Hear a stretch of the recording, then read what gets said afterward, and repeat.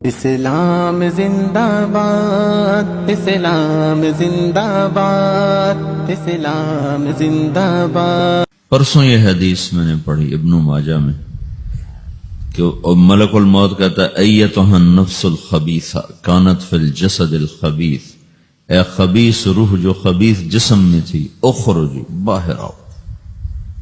اب وہ واپس تو ہو نہیں سکتا، اپنے آپ کو روک تو سکتا نہیں، تو وہ حیران پریشان خوف زدہ، تو اس کے جواب میں اس کو ملک الموت کہتا ابشری ابشری بحمیم وغساق وآخر من شکلہ ازواج، تیار ہو جا خوفناک عذاب کے لیے اور کھولتے پانیوں کے لیے، کانٹے دار جھاڑیوں کے لیے اور بے شمار عذاب کی شکلوں کے لیے۔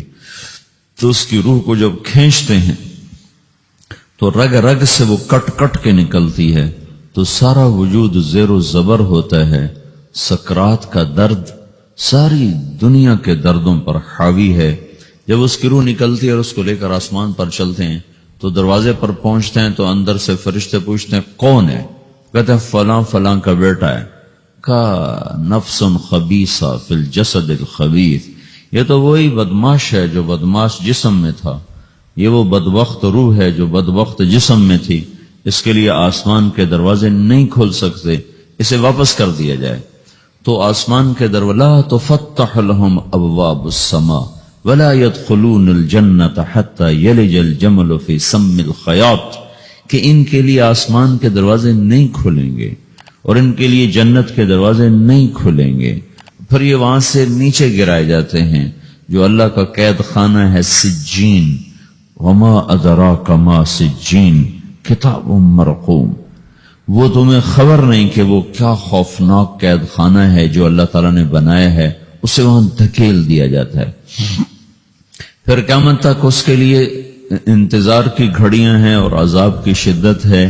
اور جب کوئی نیک آدمی اللہ تعالیٰ کے دربار میں جانے کا اس کا وقت آتا ہے تو اللہ تبارک و تعالیٰ فرماتے ہیں ان الذین قالوا ربنا اللہ ثم استقاموا تتنزل علیہم الملائکۃ الا تخافوا ولا تحزنوا وابشروا بالجنۃ التي کنتم توعدون نحن اولیاؤکم فی الحیاۃ الدنیا وفی الآخرہ ولکم فیہا ما تشتہی انفسکم ولکم فیہا ما تدعون نزل من غفور الرحیم۔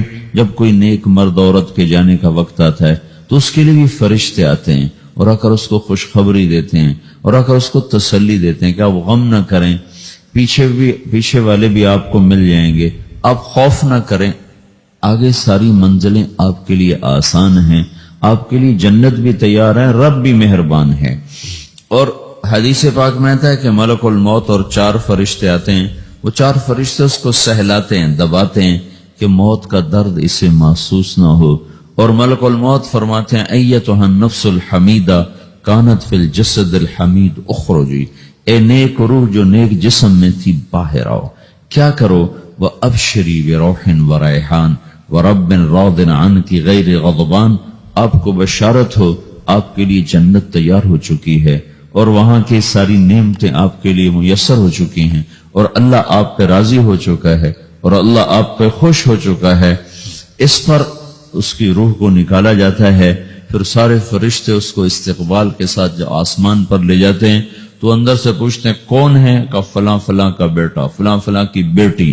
کہتے ہیں نفس حمیدہ فی جسد حمید، یہ تو نیک روح تھی جو نیک جسم میں تھی، مرحبا بہی، اس کو ہم سب استقبال کس کا کرتے ہیں، اور ایک دم آسمان کے دروازے کھلتے ہیں، پھر وہ پہلا دوسرا تیسرا چوتھا سارے آسمان پار کرتا ہوا اللہ پاک کے عرش کے نیچے کے جا کر، مرد ہے یا عورت، وہاں جا کر سجدے میں سر رکھتا ہے اور اللہ تعالیٰ فرماتے ہیں ہاں اس نے ہمیں خوش کیا، ہم اسے خوش کریں گے، اور اس کو عافیت کے ساتھ وہاں آسمان میں، پہلے آسمان سے لے کر اللہ کے عرش تک یہ سب ویٹنگ روم بنے ہوئے جہاں اللہ اپنے اپنے درجات کے مطابق جنت والوں کو ٹھہراتا ہے، اور وہ انتظار گاہ ہے اور وقت ختم ہو جاتا ہے، لہذا انتظار کی جو تکلیف ہے وہ بھی ختم ہو جاتی ہے۔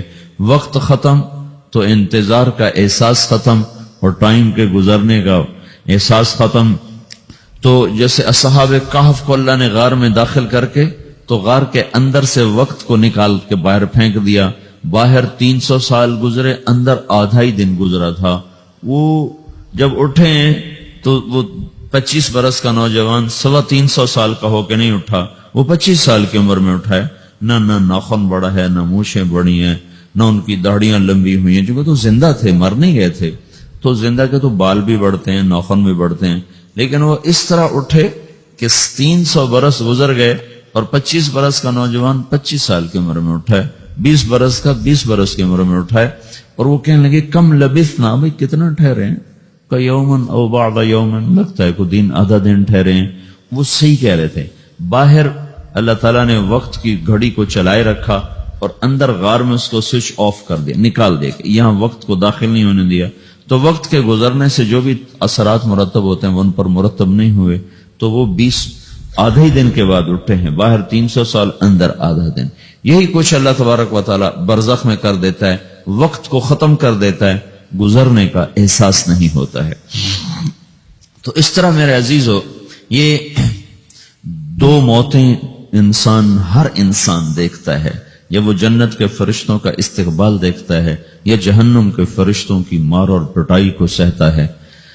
رابعہ بصری رحمت اللہ علیہ کا انتقال ہونے لگا تو انہوں نے رات کو فوت ہوئی تو انہوں نے اپنی خادمہ کو بلا کے فرمایا کہ کسی کو بتانا نہیں، جب میں مر جاؤں تو پڑوس میں 2-4 کو بلا کر نا میرا جنازہ پڑھوا دینا، اور جس کرتے میں تہجد پڑھتی تھی وہی میرا کفن بنا دینا، اور صبح بے شک لوگوں کو بتا دینا میرے مرنے کے بعد میری میت کو رکھنا نہیں، فوراً دبا دینا. تو ان کا انتقال ہوا تو انہوں نے پڑوس کے 2-4-10-20 آدمی بلائے اور ان کو تدفین تجہیز سب کچھ ہو گئی. صبح شور مچا کہ وہ رابعہ بصری کا انتقال ہو گیا. تو اگلے دن وہ خواب میں اس خادمہ کو ملی اور کہا بیٹی تیری بڑی مہربانی، تو نے میری وصیت کے مطابق عمل کیا. اس نے دیکھا کہ انہوں نے ایک خوبصورت سبز لباس پہنا ہوا ہے. تو وہ فرمانے لگی، انہوں نے سوال کیا کہ آپ کے ساتھ قبر میں کیا ہوا؟ تو وہ کہنے لگی کہ میرے پاس منکر نکیر آئے تھے اور مجھ سے کہنے لگے من رب کی، تیرا رب کون ہے؟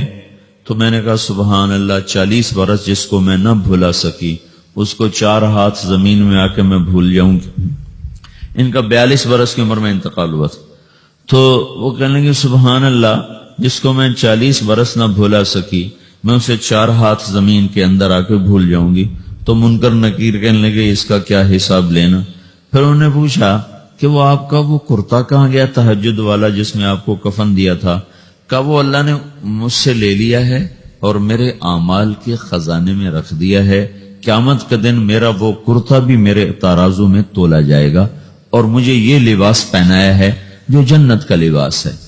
یہ بھی ایک موت ہے. اس طرح بھی لوگ مرتے ہیں. اور دوسری بھی ایک موت ہے. ہمارے علاقے کی بتا رہا ہوں، اپنے علاقے کی. ایک ذمہ دار مر گیا، اس کی قبر کھودی، ساری بچھوؤں سے بھری ہوئی، ایسے جیسے چیونٹیاں پھر رہی ہوتی. تو انہیں وہ بند کر کے دوسری کھودی، ساری بچھوؤں سے بھری ہوئی. پھر وہ بند کر کے تیسری کھودی، ساری بچھوؤں سے بھری ہوئی. قبرستان میں اتنے بچھو کہاں سے آ گئے؟ یہ زمین کے بچھو نہیں ہے، یہ آخرت کی بلائیں ہیں جس کے ساتھ اب اسے قیامت تک رہنا ہے اور گزارا کرنا ہے. تو یہ 2 طرح کی موتیں روزانہ لوگ مرتے ہیں، روزانہ لوگ مرتے ہیں.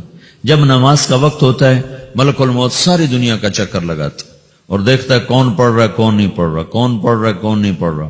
جو نماز کی پابندی کرتا ہے اس کی موت آسانی سے ہوتی.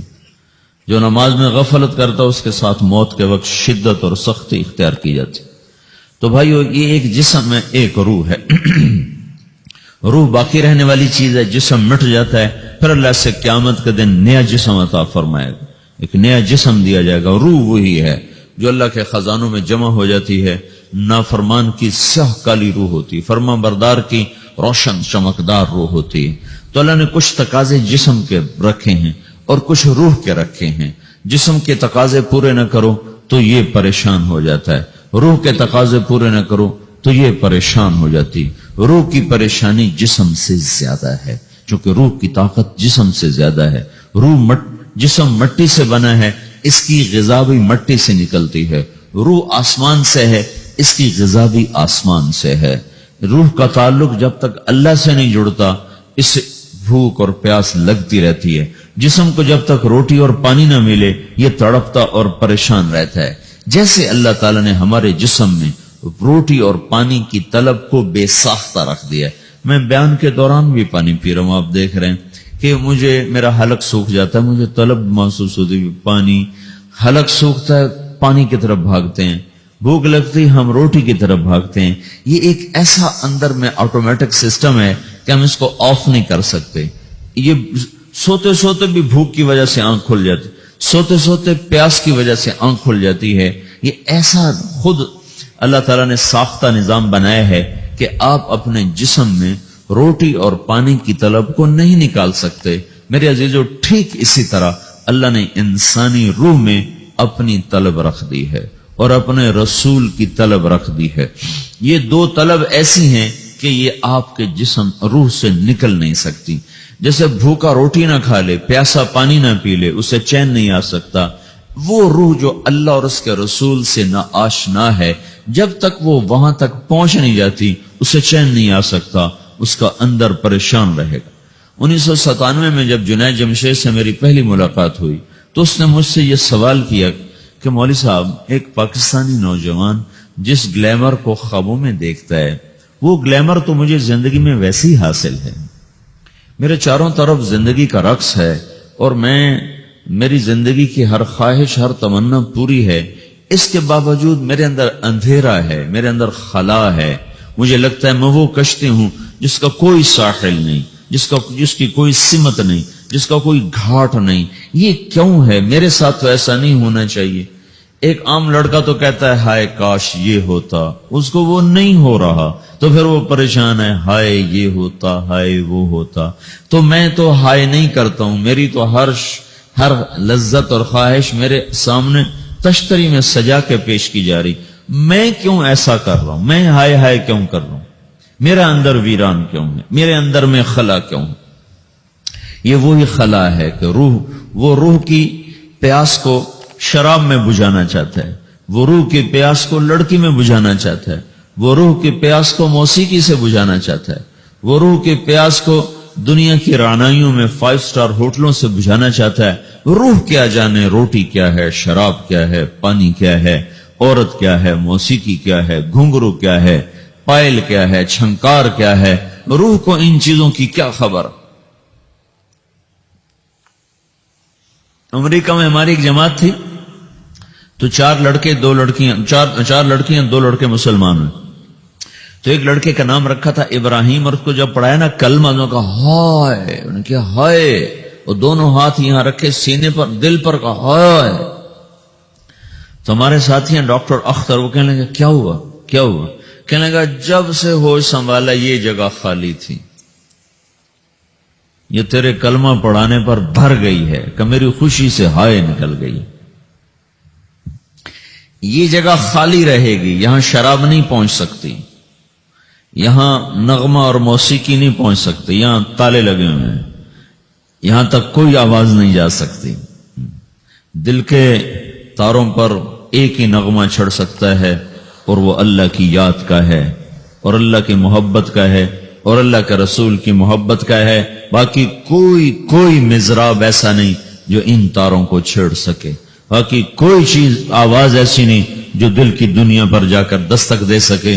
یہاں بند دروازے ہیں، یہاں صرف اللہ پہنچے گا، اللہ کے رسول کا تعلق پہنچے گا، باقی کوئی چیز یہاں نہیں جا سکتی۔